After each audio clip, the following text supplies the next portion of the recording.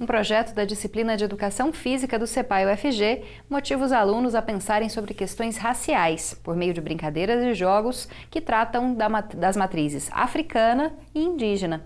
E para falar mais sobre esse projeto, nós vamos conversar com o autor dele, o Leonardo Carlos de Andrade, que ganhou o prêmio Educador Nota 10. Boa noite, professora. Obrigada pela presença. Boa noite, Camila. É um prazer estar com vocês, né? Obrigado pelo convite e é muito honroso para mim estar aqui falando desse projeto, dessa ação com as crianças, né? Queria que você explicasse para a gente como é que funciona o projeto. Como falar das culturas africana e indígena durante uma aula de educação física. Muito legal a pergunta. E, enfim, o projeto tematizou os jogos e brincadeiras, que é um objeto específico da educação física, né? E a partir disso, retratando a realidade social.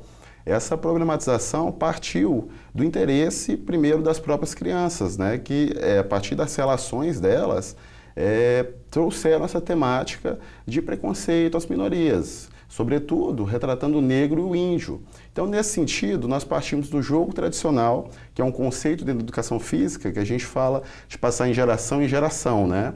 Mas se a gente voltar nessas gerações, a gente chega em um ancestral em comum, que é o povo que contribuiu para a constituição da cultura brasileira, que foram os negros advindos da África, né, e o povo indígena que já vivia aqui. Nesse sentido, vários jogos tradicionais que nós consideramos hoje como populares têm essa matriz na africanidade ou suas raízes indígenas, né? Então, a partir disso, a gente retratou essas questões.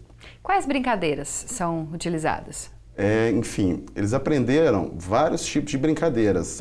De raízes indígenas, tem algumas que vale a pena destacar, né? Tem uma que se chama Chucunahite, outra que se chama Arranca-Mandioca, outra que se chama Toló e Cunhugu, que são brincadeiras de tribos distintas, mas que retratam uma imagem acerca do índio, né? Que o tempo do índio não é o mesmo tempo da cidade, não é o mesmo tempo urbano. Então, inclusive, contrapõe algumas falas preconceituosas. Por exemplo, o índio é racista? Não. Como eu disse para vocês, o tempo dele é diferente. O índio produz de acordo com o que ele necessita para sobreviver, né? Então, ele pesca um peixe, está satisfeito, não tem que pescar mais 20 para deixar guardado. As brincadeiras também traziam à tona essa questão. E das brincadeiras africanas, por exemplo, os escravos de Jó, que é uma brincadeira muito popular aqui no Centro-Oeste, praticada em todo o Brasil, né? O escravo de Jó traz na sua música, na sua cantiga, um relato, que é a fuga do negro das senzalas para os quilombos. A música retrata isso em si, né?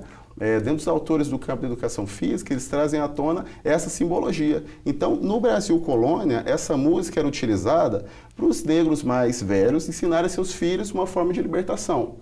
E hoje em dia a gente brinca, joga de outra forma, mas essa origem, essa gênese não pode ser esquecida, né? E como você fez para redescobrir, para levar essas brincadeiras para os alunos? Houve um processo de pesquisa que durou muito tempo? Com certeza. No começo do ano, a gente do Departamento de Educação Física do CEPAI, nós nos propomos ao planejamento, né? A gente faz um planejamento anual. E nesse planejamento anual já é feito um levantamento bibliográfico das produções, tanto no campo da ciência, quanto num campo mais prático, do que a gente vai desenvolver. Nesse sentido, eu fiz pesquisas em sites, livros, bibliotecas, do acervo de jogos e brincadeiras que tem matriz indígena e matriz africana. Dentre esses vários jogos, nós selecionamos aqueles que são mais relevantes para as crianças naquele momento, que eu conseguiria trabalhar essas questões antirracistas com eles, né? Bom, e você recebeu o prêmio de Educador Nota 10. Como é que foi receber essa honraria? Eu fiquei muito honrado, né? Porque, de fato, eu não esperava. Eu me inscrevi mais por curiosidade. Inclusive, foi até algumas pessoas da minha família que disseram: Léo, escreve, vai ser interessante. É legal o trabalho que você faz com as crianças. Mas eu fiquei entre os 50 do Brasil, né?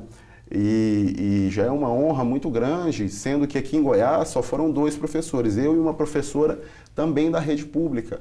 Então é uma honra para mim estar representando Goiás e trazendo um pouco o que é o trabalho do CEPAI e principalmente empoderando a educação física, né, como uma disciplina curricular obrigatória que de fato tem o que ensinar, né. É um estereótipo que a gente da educação física leva às vezes que é uma disciplina auxiliar de apoio, pelo contrário.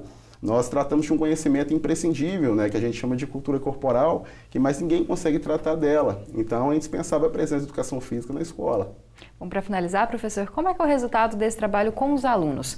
Existe uma diferença de antes deles aprenderem essas brincadeiras, deles falarem sobre essas culturas e depois? Com certeza. Enfim, a maior parte desses alunos tem essa descendência no povo índio ou na própria negritude. Só que anteriormente eles não se reconheciam nessas descendências. Por quê? Pelas próprias falas do senso comum, pela como é perpassada a imagem do índio, do negro na sociedade. Então, nesse sentido, no fim do projeto, foi visível o empoderamento dessas crianças de se afirmar na sua negritude ou na sua raiz indígena. E uma coisa que é interessante a gente ressaltar também, que ao término desse projeto, que foi, na verdade, uma ação do bimestre, né, que a gente chama lá no CEPAI de escala, a gente construiu um livro coletivo sobre os jogos e brincadeiras de matrizes indígenas e africanas, onde essas crianças, a partir da visão delas, escreveram as regras, os objetivos, mas qual contextualização e como isso dialoga com os problemas raciais que nós enfrentamos a partir de cada jogo. Então foi uma leitura deles.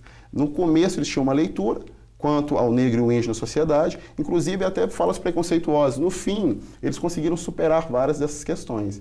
E isso foi o mais motivante que qualquer prêmio, é a criança conseguir ter esse avanço, né, principalmente na visão quanto à realidade. Tá certo, professor. Queria agradecer a sua presença e, claro, parabenizá-lo pela honraria que o senhor recebeu e pelo projeto. Muito obrigado. Eu fico honrado pelas palavras e pela oportunidade de estar falando um pouco com vocês aqui. Muito obrigado. Obrigada, professor.